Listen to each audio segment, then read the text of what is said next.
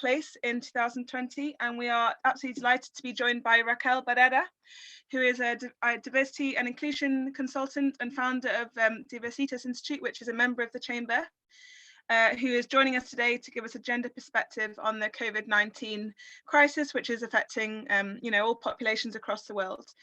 So Diversitas Institute is a management consulting organisation based in London. Their aim is to offer diversity and inclusion expertise and solutions through consultancy, training and coaching by helping organisations to implement diversity and inclusion strategies, policies and procedures. Without further ado, I'm going to pass you over to Raquel, who's going to begin with the presentation now. Lovely, thank you very much. Thank you, Hannah, and thank you very much to everyone who is attending this webinar today in this challenging and unprecedented times that we are living in. During the duration of the webinar, if you have any questions, please use the questions and answer chat, and we will try to do this session as the more interactive as possible, and we will try to answer your questions during the presentation or at the end of the presentation. We will talk today about the gender diversity in the workplace and why gender diversity matters, and as I said before, why in these unforeseen and difficult times maybe it does matter more than ever. In order to do so, we are going to go through this aspect in this here. So we are going to begin defining what gender diversity means. I will try to give you some facts and figures. I will try not to overwhelm you too much with numbers, but basically in the UK context about the situation of women in the workplace. We would try to understand what are the key factors that lead to gender inequality. And we will also talk about the benefits of a gender diverse workplace. We will try to review all these topics through the lens of the present crisis. And the last point of the presentation is the impact of COVID-19. And maybe it's very early and this is uncharted territory, but we will try to see what the impact of this crisis could be in terms of gender diversity. Okay, so let's begin talking about diversity, and particularly talking about gender diversity. When we talk about diversity in organizations, we are talking about recognizing the difference, okay? And we are not talking just about the people who work in our organization. We are talking about our customers, our providers, and the society that surrounds us. Diversity is also about acknowledging the benefits of different ideas, different perspectives, different views, and how this difference contribute and enrich the organization's culture, strategy, policies, procedures, performance. Gender in the UK is one of the 9 protected characteristics of the Equal Act. There are other characteristics such as age, disability, marriage and civil partnership, pregnancy and maternity, race, religion or belief, sex and sexual orientation. So in this sense, when we talk about gender diversity, we are talking about how companies are ensuring or promoting the equality of opportunities between women and men. Diversity, and particularly gender diversity, can be measured. It's relatively easy to measure. We will talk about some facts and figures in a minute. So we could measure how equal my organization is by, for example, measuring the gender pay gap. Or we could, for example, measure percentage of men and women in different levels of the organization, or we could measure percentage of women and men that are being hired and promoted. Okay, so this is the definition of diversity. And actually, when we talk about diversity, we often forget the second variable of this equation. And the second variable of this equation is inclusion. So to be fair, this webinar probably should have been named Gender Diversity and Inclusion in the Workplace. Okay, but anyway, when we talk about diversity, we're talking about diversity and inclusion, okay? So inclusion is about how we value and how we embrace these people's difference we were talking about before, and how we use them to enable everyone in the organization to thrive. It is also about this sense of purpose and sense of belonging and contribution that every individual has as an individual, okay, without labels. Diversity is relatively easy to measure. Inclusion is not so easy to measure because inclusion is about personal perceptions. I like to say that an easy way to differentiate between diversity and inclusion would be diversity is like being invited to a party, okay? And inclusion is more about enjoying the party. So in this sense, a gender diverse company would be a company that has 50% women, 50% men. It's quite diverse from the gender point of view. But inclusion would be more about how women participate in the decision making, or what's the percentage of women in the different levels, particularly in the senior levels. Mm-hmm.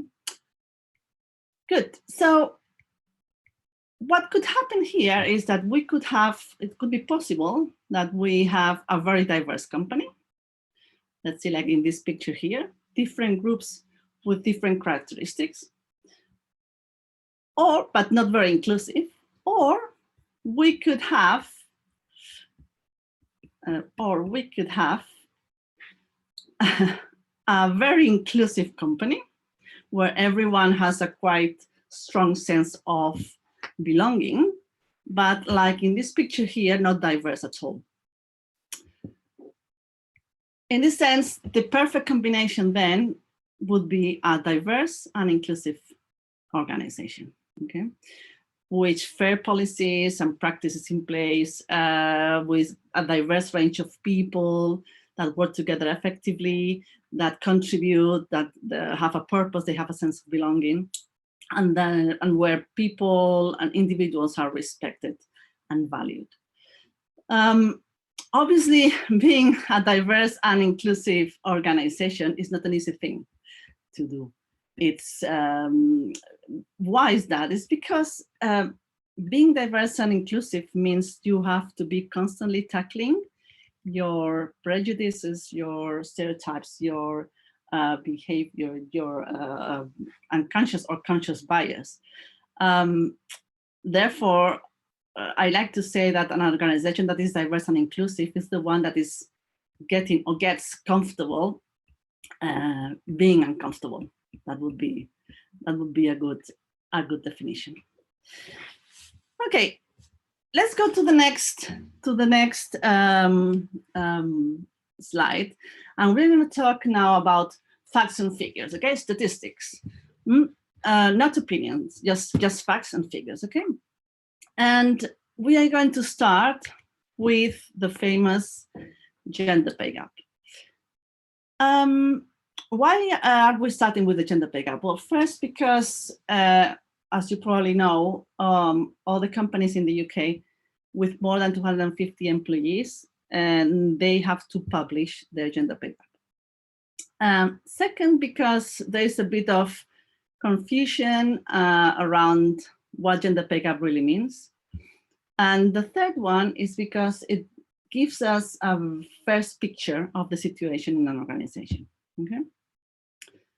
What is a gender pay gap? So gender pay gap is the difference between men's and women's average earn. So imagine in your organization, what you should have to do is take all the men and measure what is their average earn, and all the women, and do the same. You have to do the same thing, and you have to compare this figure. That's the gender pay gap.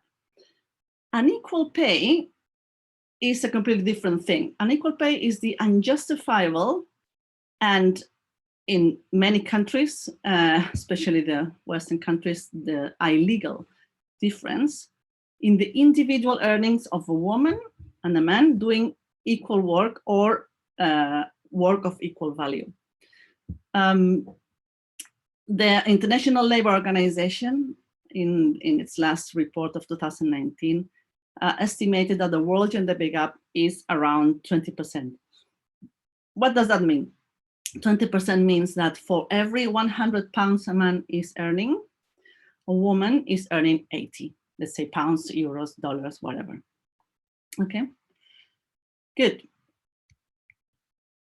In the UK context, the gender pay gap among all employees in the UK in 2019, I'm gonna show that to you. Here we go. This one is 17.3%. Okay, and it's calculated with the median gross hourly earnings. So how much on average, on median, are earning men and women. Full-time employees, is around 9%, 8.9%. Part-time, we will talk about that later, is negative. So in this case, women are earning more than men. But yeah, we will talk about that later. Anyway, so the photo here, or the progression here, as you can see, it looks like it has stalled. And well, even it's very difficult to make predictions, and now more than ever, some studies estimate that this gender pay gap will be closed in 100 years. Okay. So the question now would be, okay, why women as a whole, gender pay gap, are earning less than men? What are the key factors behind this question? Okay. Again, as we said before, the gender pay gap, it's a photo, it's a figure, it's the tip of the iceberg. If you want to know why there is this gender pay gap, we will probably need to dive and see what is underneath this iceberg. And when we do that, we studies have identified 5 different key factors that explain this difference, this inequality. The first one is unpaid work. And when we're talking about unpaid work, we're talking about family care, children, elderly people, people with special needs, and household work. What is happening here is that women in the last 50 years have increasingly joined the paid labor force. And what happened with men? So men have not matched this shift equally, with a comparative increase in their unpaid work. So simply, the situation here is that women have increased their total work time. If we combine number of hours in paid and unpaid work, women's day is longer than men. According to the official Office of National Statistics in the UK, women carry out around 60% on average, 60% more of unpaid work than men. Obviously, this inequality here has an impact on how women choose a suitable work for job for their needs. And this is what we are going to see in a minute. So the next key factor is part-time versus full-time. So as an example, as women traditionally plays a greater role in caring, as we have seen before, and in this unpaid work, they are more likely to choose working part-time.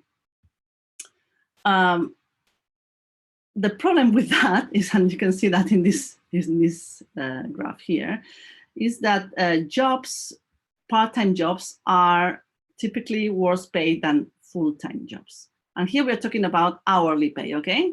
How many pounds an hour. And on top of that, these kind of jobs have a fewer progression in terms of promotion or professional career. The next key factor is the so-called motherhood penalty. Here you have, this is gender pay gap, okay? This is our data from the Office of National Statistics, 2019, okay? These are age groups, so employees from 18 to 21 years old, 22 to 29, blah, blah. So the gender pay gap starts around 22 years old, and it grows. And around 60 years old, looks like it goes down a bit, but it never comes back to zero.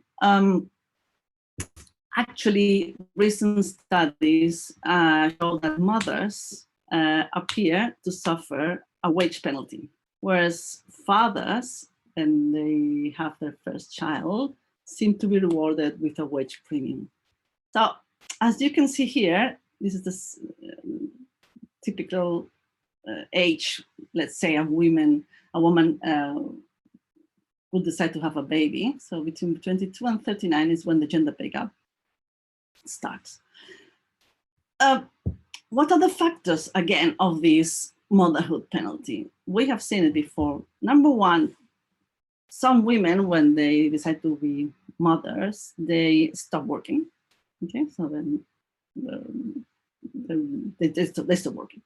Number two, mothers tend to choose to work fewer hours, we've seen before, working part-time. And we have seen that part-time works are worse paid. A third factor could be that women decide to work full-time, but in a more sort of family-friendly, orientated job with not so much pressure. And that has an impact in the professional career and the promotion. And the fourth one is there's still this stereotypical hiring and promotion decisions that penalize the careers of mothers. Let's go and talk about the occupational segregation. These are, again, data from the last official of national statistics in the UK.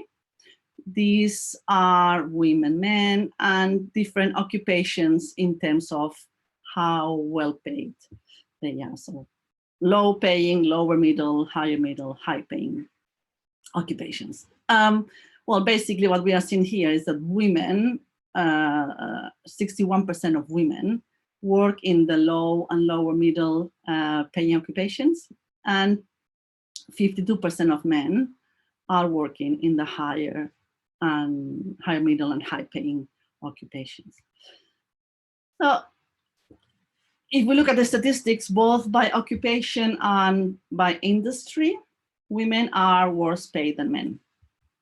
In terms of occupation, women are more likely to work in administrative and secretarial occupations, caring, leisure, sales, customer service occupations, more traditionally female occupations, which are lower paid, are worse paid occupations than if we compare with the ones that men are more likely to be working, like technical occupations, IT, etc. if we have a look at the industry in this slide here, you can see that women, I'm going to show you in a minute. Here we go. This is percentage of women, so how percent of women that are working in each of the industries. As you can see, 60% of women work in education, 72% of women work in health and social work. And these occupations are worse paid, but look at that. On top of that, so these occupations that are mainly done by women, this is gender pay gap, okay? They have a gender pay gap. So even they are majority here, men are earning more than women. Why is this happening? What is the reason? The answer to the question is in the next slide, and it has to do with the vertical segregation factor. So according to a study by the Pipeline, it's called Women Count 2019, only 9% of executive directors on main boards were women. And the most striking thing is that this figure hasn't changed since 2017. There's another figure here, is that more than 85% of companies do not have women executives at all on their main boards. The cause of this situation is the famous glass ceiling. You probably have heard about this term. So the glass ceiling, which is a term that was introduced more than 40 years ago, refers to that invisible systemic barrier that prevents women from rising to senior positions in organizations.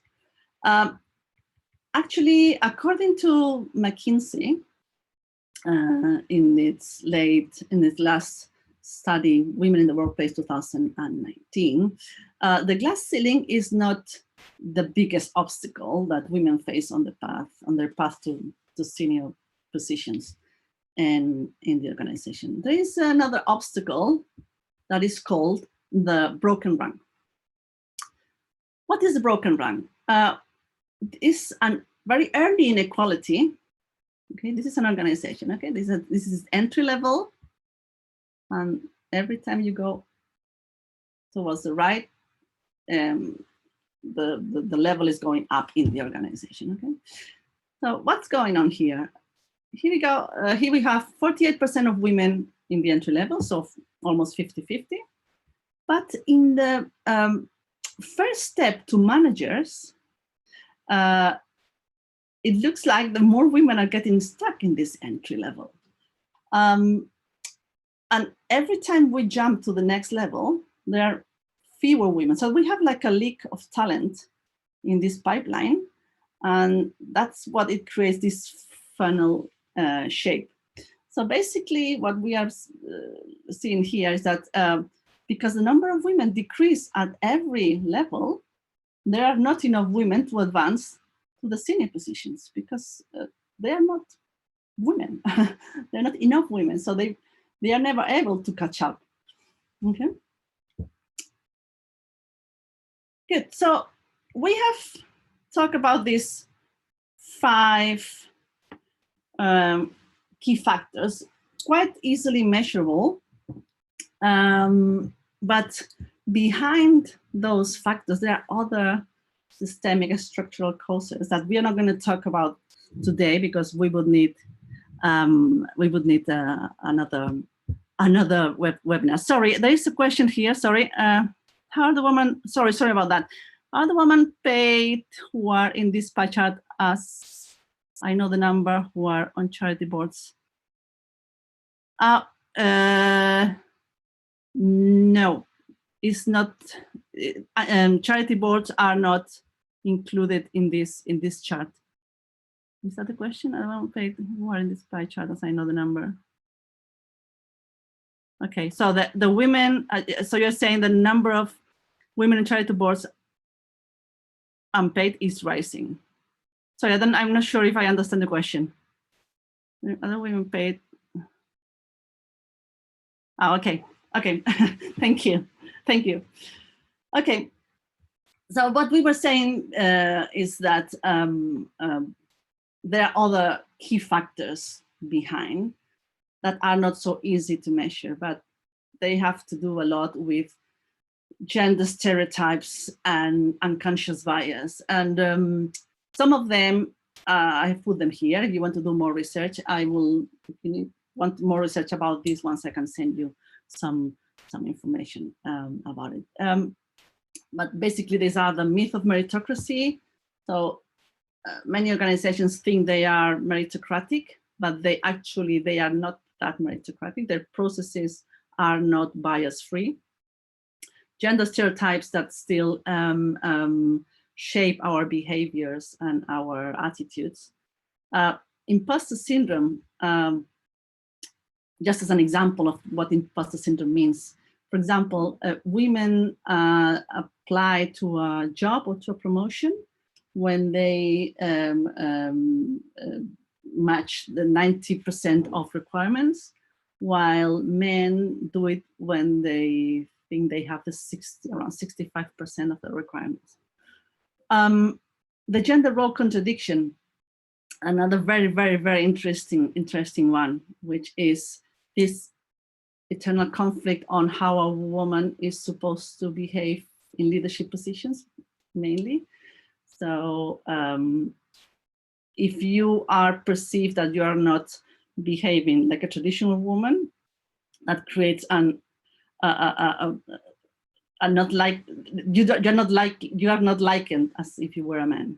So you can be as bossy or aggressive, but in the same time, if you want to be a leader, you have to follow the traditional leadership attitudes that are in a way more masculine. You know what I mean?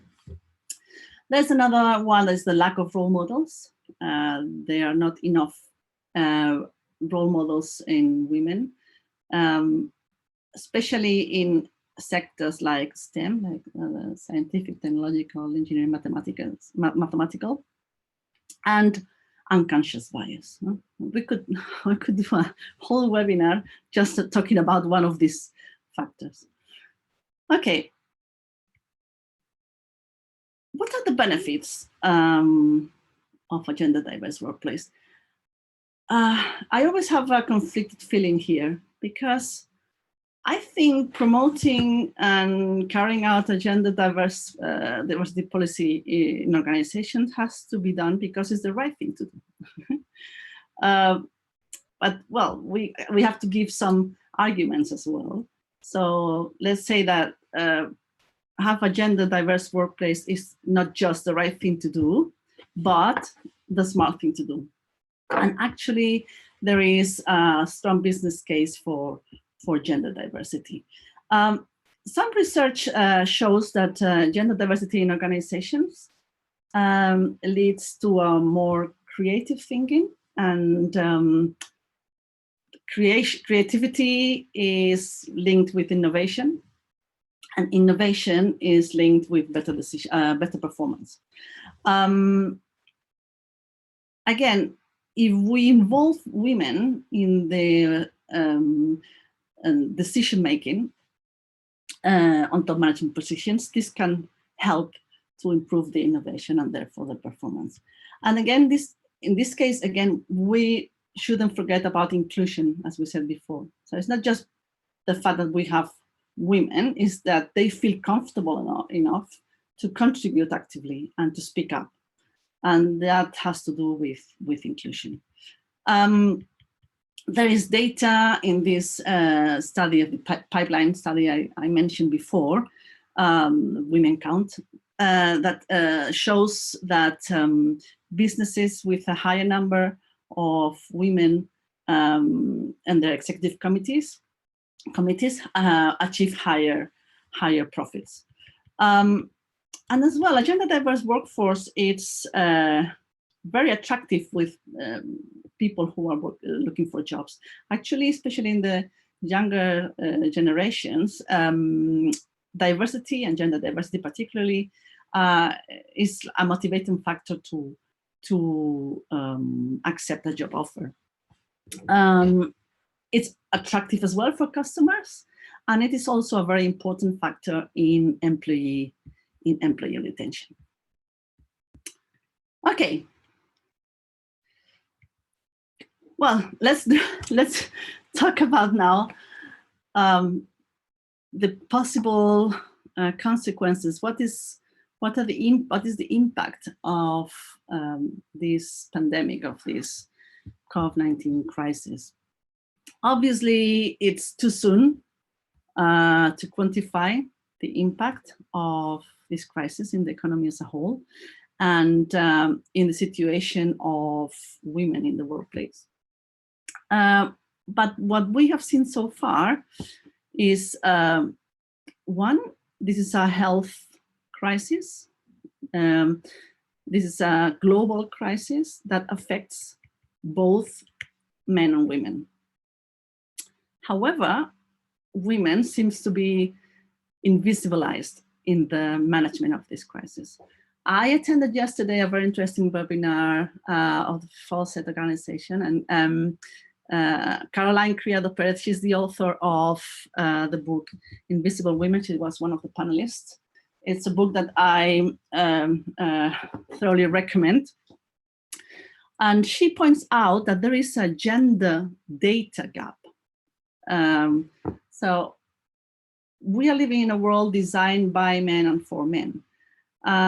So for example, she said that yesterday, in the UK, all the medical data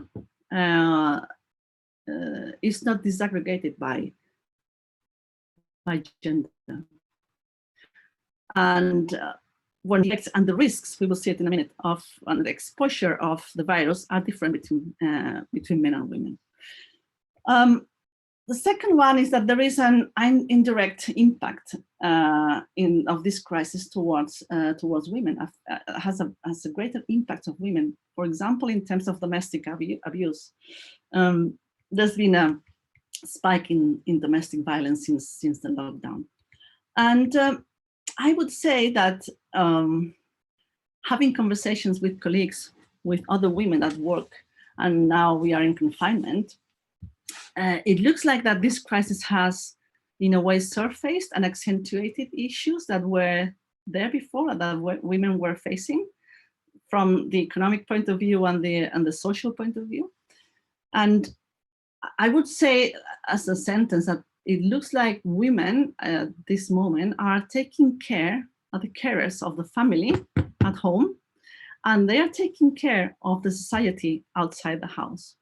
So it looks like this, again, this stereotypical role of carers is more visible now. Okay. As I was saying before, we have this situation. Oops, sorry. Here we go. We have this situation now where men and women are sharing the house, are sharing the working environment at home. And again, it looks like this traditional and stereotypical female role of caregivers could be accentuated in this new circumstance of confinement. Let me just show you. I'm gonna just end the presentation for a minute. Let me just show you. Let me just show you a video. Okay. The question now is, how do people respond to their scandals? For the wider region, I think one of your children's just walked in, but I mean, shifting sands in the region, do you think relations with the North may change? clear at the moment what effect former President Gun-Hye's impeachment will have on the territories. Unfortunately, discontent in South Korea is not only related to President Gun-Hye's administration. Okay. This is a major announcement for South Korea, who often criticizes the North of corruption, and who now find themselves in the middle of a massive corruption case themselves. Sorry, you do look rather busy there. We can reschedule this. President Gun-Hye is very likely to face jail time too. Okay. I would argue, in an attempt to make an example of her. Right, so what does this all mean for the future of South Korea? So the future of South Korea really hangs in the balance. Oh my God, is that a bomb? And it will be interesting to see how the North reacts to this new shift in power. Indeed. Well, this certainly has been... sorry, your husband is... I anticipate there will be more to come from this region in the next few months. Kate Wordsworth, you're obviously busy. Thank you so much for your time. All right, let's find this sock then. Okay, let me come back to the presentation. I guess you have watched the video. Is that okay? Yeah. Okay. Okay. Lovely. I have also done a very simple experiment. It's not scientific at all. It's not relevant. But yesterday I was Googling women working from home, and I compared it with men working from home. Okay, so look at the pictures of women working from home. Okay, so we have this one here with a baby, 1, 2, child. This woman is working and doing something else. Another kid here, another kid, a baby, another kid. There's another, where's the one she's cooking? I cannot find it. Yesterday there was another one. Ah, here we go, this one. Cooking and working, okay? And then if we Google men working from home, okay, yeah, we have here one kid, a dog. They look like this one doing some gym. Look at this one in bed. So again, it's not relevant. It's not scientifically relevant, of course. I'll come back to the presentation. But again, it looks like that in this uncharted territory, even there are no studies or data to support this idea. Actually, from the conversations I'm having with other women, there are 3 different scenarios or a combination of them that we are witnessing in this crisis. The first one is that it looks like men very easily replicate their outside routines in terms of work at home. It's easy, they go to their bedroom, they just work, and they don't really manage the rest of unpaid work. That's situation number 1, okay? Situation number 2, women that work outside the house, paid work, have to combine with unpaid work, especially if you have little kids or people who need your attention. Women are facing great levels of stress while combining this work, this paid and unpaid work. And let's be optimistic. There's a third scenario that it's happening now, and it's this best case scenario where there is a race of awareness of the role of men and women at home, and this recognition of this unpaid work and how this unpaid work has an impact in the life of the people, in the work, in the paid work, and etc. And I think there are very interesting discussions and conversations around this topic. Okay, and now that's what is going on inside the houses, and what's going on outside. So when we're talking about working outside the house, and we have data here, we can see that women in the UK context, and probably in around the world, women are working in the frontline sectors. Again, in this UK context, there is a think tank called Autonomy. I will share with you in a minute parts of their study. This economic think tank has released a study that shows very interesting things, but I have highlighted a couple of them.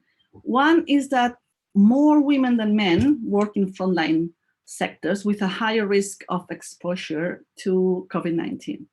They have created a risk, how they call it, a risk indication factor, which measures this risk of exposure. And actually what we see here, we will see it in a minute, is 22 of 28 of the 28 occupations are key workers, which means that these people have to still be working outside the house, even in lockdown. Okay, so 77% of this high-risk workforce are women. It's around 2.5 million women are in this 77% of percentage. And the second one is that women are more likely to work in these frontline sectors, and these sectors are very low paid, and they have a very high risk of exposure. So the average pay of these high risk occupations is below the median weekly UK wage. And this is quite poignant, that 98% of workers in these high risk jobs that are being paid poverty wages are women. And we will see it in a minute. And even in all those cases, there is gender pay gap. Okay, so even in these sectors and in these occupations, men are being paid more than women. And so what we are seeing here is that the risk is distributed unequally between women and men. Let me just show you, I'm gonna end again this presentation because I would like to show you this study in a minute. Show you this. It's very, very interesting. It's very interesting. This. So this is this think tank, Autonomy. Okay. Let me show you this. Here we go. They have made different interactive graphs. You can play with them. At the end of the session, I will send you all these details, and you can do some research and see where your sector is. And it's very interesting. Okay, so here they have done a graph that here we have employment, so number of people working, and this is the risk indication factor. So what's the risk of exposure to the COVID-19. So let's say that all the occupations here have a high risk, okay? Here we have circles, so the higher the circle is, the more people work, okay? So these are big circles. So let's take this one, okay? Nurses. So nurses are an occupation with a very high risk indication factor. And look at this. How many women work as nurses? 586,700 women, and male 74,000. But even in this case, look the average weekly pay of men, 722 pounds a week, woman 677 pounds. You can play with that. Medical practitioners, the same. More women than men working, and men are earning more than women. Nursing auxiliaries and assistants, nurses and assistants, animal care, therapy professionals, etc., etc., etc. So again, we have more women in the front line taking more risks than men, and even in these cases, there is a gender pay gap. Let me show you the last one, which again is very interesting, is this one. Incomes, jobs, and risk. So this is again the risk indication factor. So the higher you go, the higher the risk is of catching the virus. And these are incomes. So let's say that this would be the poverty wage. Here we go, this one. And these are, let's say, for example, this quadrant here would be people that are worse paid, sorry, they are in the lower paying sectors and with a high risk. Who is here? Nurses, more women. Nursing auxiliaries, more women. Nursery nurses, more women. Care workers, more women. So I'm going to come back to the presentation now. So as we were saying, there is quite an equal balance of the risks that women and men are facing in this crisis. Well, the question now is, how can we surf this wave? That's a big wave. There's going to be a big impact. It's still too soon. We don't really know what the final impact would be. But as we have seen in previous slides, it looks like promoting gender diversity in organizations would help to surf this wave, okay? Because companies in this crisis, organizations need to be, or will need to be, very creative, very innovative, and we have seen a positive correlation between women, gender diversity, and innovation. And I would say, to finish, that involving women in the decision making should be the right thing to do as well, to helping managing the crisis and its effects. Well, here are all the references. I will send them to you, or I will send it to Hannah or Elena, and they could send them to you as well. Just wanted to say thank you very much for taking time of your probably busy lives. And please feel free to contact me. Feel free to contact me through a LinkedIn if you're interested. I usually post regularly these studies and reports in my LinkedIn account. And yeah, I mean, if you would like to make any questions, I'm here. I can see, okay, I can see here questions and answers. Hi, very interesting presentation. Thank you very much. I have 2 questions for you. How do you explain why women are better paid than men, specifically in part-time jobs? Well, that's the thing. In the graph, we can see that women are effectively better paid. But if we compare with full-time jobs, this better paid is not really better paid. It's just because these part-time jobs are mainly done by women. And there's things that usually happen is when work is done mainly by women, this job is not so well considered. At the moment that men, more men, a majority of men do this job, the prestige or the wages or what you pay for the job goes high. There's a very interesting example of that, and it's before the computers were invented, the computers as we know them today, women were the majority working in this sector. And in places like Bletchley Park in the UK, this place was key in the World War II victory. There was a great majority of women working there. Okay. So yeah, they are better paid, not extremely more better paid, okay, but comparing with full-time jobs, these are occupations with a worse paid wages.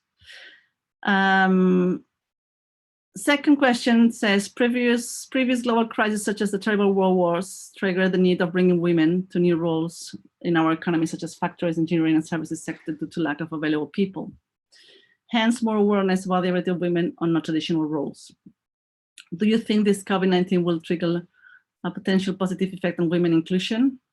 For example, bringing awareness about the importance in key sectors for our society. Yeah, I mean, as I said before, I think this crisis is making visible and surfacing the issues that women have in the workplace. And again, we are seeing these frontline workers, which are basically women. Yeah, I'm not entirely sure if this could help to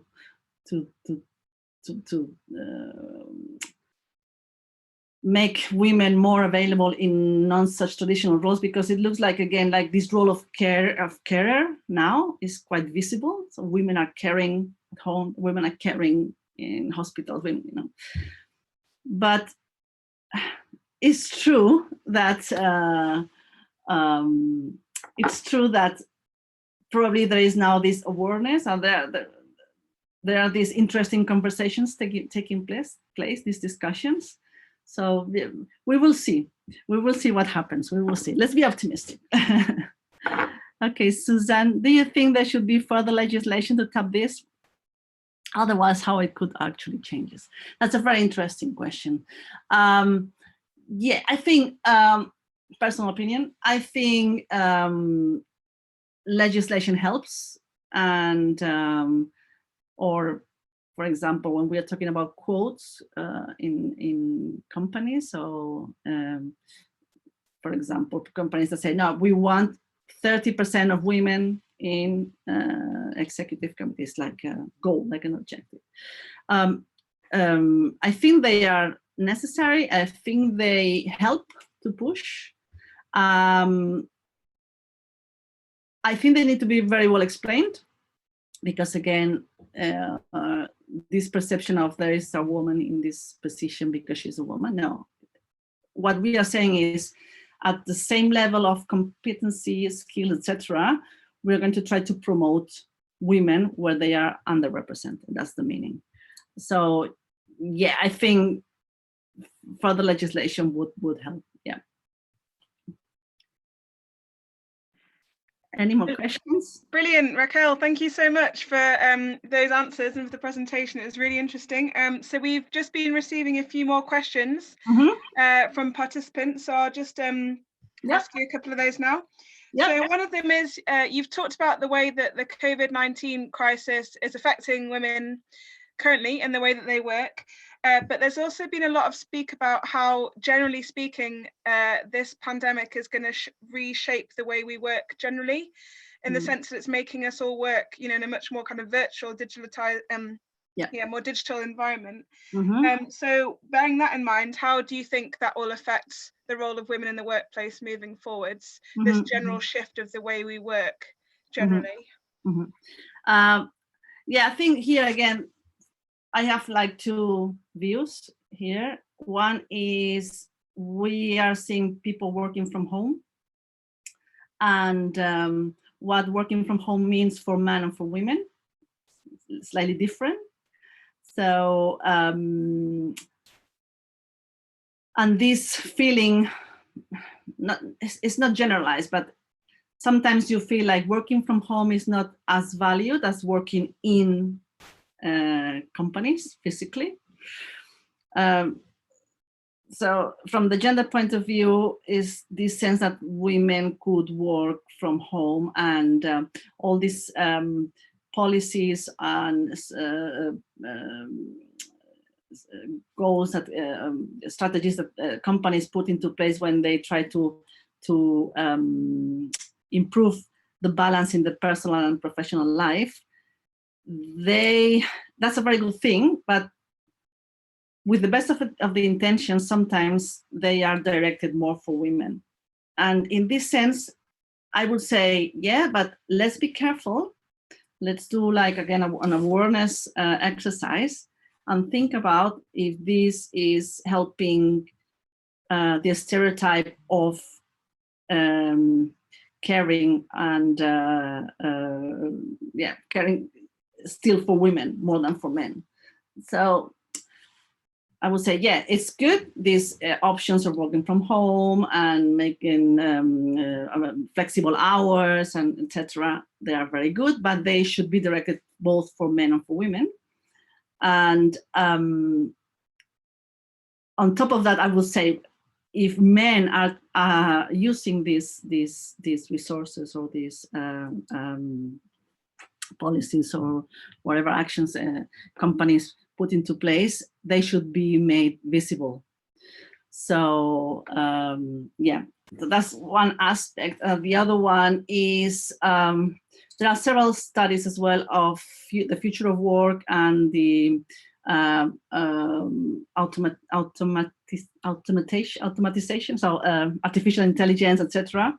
Then technology, how technology can help or is helping in this crisis, and the effect of this technology on women. I can send you some interesting articles or studies around this area. It's quite yeah. Thanks so much, Raquel. Okay, we're just about to finish now, so I've just got one more question for you from the audience. This is from Maria Alvarez, who would like to know, what do you think we can do to educate our youth on this issue of diversity, inclusion, and the role of women in the workplace? What do you think? I think from the youth point of view, I think we need more role models. Yep. More female role models. I think we need to involve men in the conversation, because it's not just a women's thing. This is a society thing, and women are not a minority. So that's one of the dangers when we talk about diversity and inclusion. You put women in this equation, and you tend to treat it like a minority thing. It's not. Women are 50% of the population. So we are 50% of the population. We should be represented in all the areas, in all the everywhere in this society. So I would say, yeah, role models, and trying to break stereotypes. So yeah, I would say those two should be reinforced. Okay. Fantastic. Okay, thank you. Right. Well, just to wrap up then, could you just give us your top 1 or 2 pieces of advice for what organizations can do to improve the balance between personal and professional life in their companies, and yeah, to improve gender equality generally? Yeah, that's what I was saying before. I think all these policies of flexible work are very well, very important, and they are they can be easily put into place. But I would say, please, even with the best of the intentions, always think about who is making use of these policies, of these procedures, of these actions, and try to open them to men as well, because I know this is difficult. At the end of the day, an organization, a company, is like a micro universe of what's going on outside, and anything that we could do from the inside that can transform the outside, that would be really, really welcome. Thank you. I don't know if I answered your question, Hannah. No, you did. Thank you so much. Well, yeah, brilliant. Thank you so much, Raquel. That was so interesting and really informative, and great to have the audience's questions answered as well. So yeah, thank you for your time. And anyone, if you'd like to get in touch with Raquel, you can find her email there on the screen. You can also connect with her via LinkedIn, and her Twitter is there too, or you can visit the Diversitas Institute website as well. And yeah, I'd also like to please just say, just keep an eye on the Spanish Chamber's website, because we have lots more webinars over the coming weeks, and it'd be great for you to join in with those too. But yeah, thank you again, Raquel, and I hope everyone has a lovely rest of the day. Thank you. Thank you. Everyone stay safe and take care, all of you. Thank you so much. Thank you. Thanks, Raquel. Bye-bye. Bye-bye.